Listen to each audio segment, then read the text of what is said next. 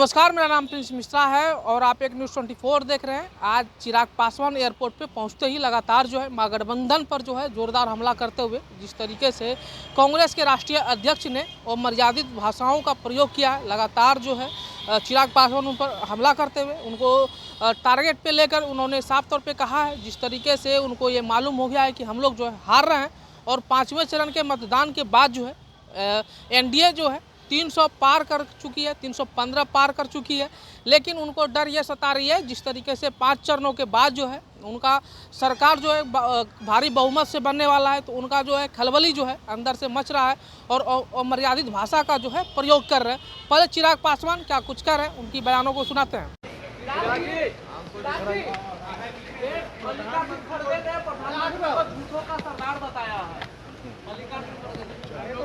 जैसे जैसे चुनाव के चरण बीतते जा रहे हैं, पहले तो इनके पार्टी के दूसरे नेता थे, अब स्वयं राष्ट्रीय अध्यक्ष कांग्रेस के जिस तरीके की से भाषा की मर्यादा को भूल रहे हैं, ऐसे में ये बात प्रमाणित होती है कि रुझान इनके पास भी पहुंच रहे हैं। पता इनको भी चल गया है कि 5 सीटों में कितनी बुरी तरीके से ये लोग चुनाव हार रहे हैं।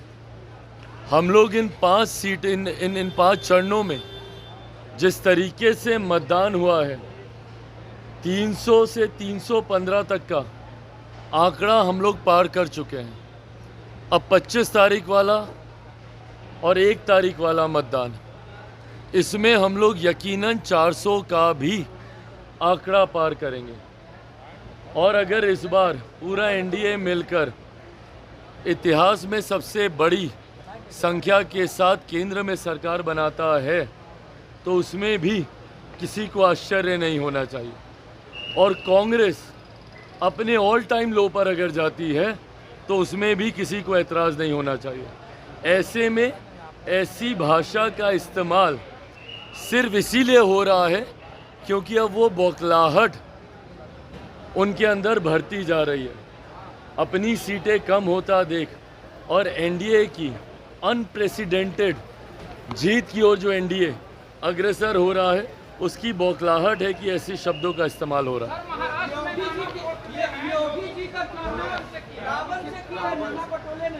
हाँ, ये पुनः उसी का दूसरा उदाहरण है जो अभी हम बोले हैं। जिस तरीके से कांग्रेस के राष्ट्रीय अध्यक्ष किए हैं, उसी तरीके से उसका ये दूसरा उदाहरण है। धीरे धीरे जैसे इनको अपनी हार समीप दिख रही है, ये बौखलाहट है। अभी तो 5वां ही चरण हुआ है ना, अभी 6ठा वाला होने दीजिए 25 तारीख को, उसके बाद इनकी भाषा देखिएगा।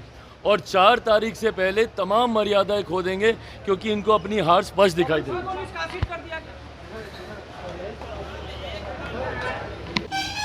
तो आपने चिराग पासवान के बयानों को सुना। उनका साफ तौर पे यही कहना था कि इस पे किसी भी प्रकार का हैरानी करने की बात नहीं है। जिस तरीके से हम लोग जो है 5वें चरणों के बाद जो है 300 प्लस सीट हम लोग प्राप्त कर रहे हैं और वही 7वें चरण तक जो है 400 पार कर जाएंगे। इसमें आश्चर्य होने वाली कोई बात नहीं है। और उनको जो है निश्चित रूप से ये डर सता रही है कि जिस तरीके से एनडीए का सरकार भारी संख्या में बन रहा है और ये चिंता जो है काफ़ी सता रही है कि कांग्रेस जिस तरीके से पिछले लोकसभा चुनाव में उनका बुरा हाल हुआ था, उससे बदतर भी इस साल होने वाला है। फिलहाल इस वीडियो में इतना ही। आपकी क्या प्रतिक्रिया होगी कमेंट करके जरूर बताइएगा। सहयोगी सूरज के साथ प्रिंस मिश्रा, पटना। धन्यवाद।